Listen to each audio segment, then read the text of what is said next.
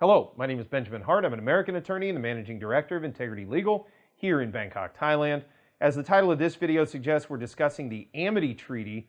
And for those who are unaware, the U.S.-Thai Treaty of Amity allows American companies to do business here in Thailand with what's called national treatment. So depending on the circumstances of a given case, it may be possible for an American company to set up some sort of branch office, subsidiary, etc. here in Thailand, which can operate as if it was a Thai national. And this is very, very beneficial, especially in light of the restrictions imposed on various foreign enterprises under the auspices of the Foreign Business Act.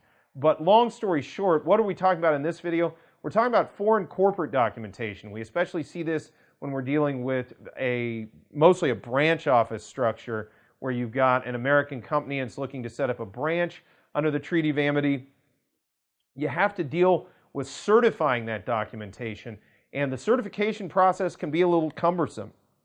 We've seen a lot of clients who get rather frustrated by the formalities associated with getting this documentation all certified and up to snuff for processing with both the U.S. Embassy here as well as the Foreign Business Office here in Thailand in order to get that Amity certification fully completed and that company to be considered an American company here in Thailand. But the reason I'm making this video is so that people understand, yeah, there's a lot of documentation goes into certifying an American corporation in this case in their activity here in Thailand if they're setting up a new subsidiary that may be wholly owned or primarily owned by an American corporation, or if they are dealing with a branch office setup.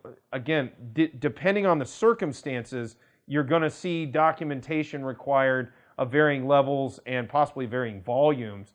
For this reason, again, and then you have to see that documentation certified so that it will be adjudicated by possibly the U.S. Embassy, the commercial service sector, and the section, I should say, and then the Foreign Business Office. But for those who feel that they are a bit overwhelmed by this process, and it can be quite overwhelming dealing with the intricacies of the interplay between these two governments, probably not a bad idea to contact a legal professional, gain some insight and guidance into how best to proceed.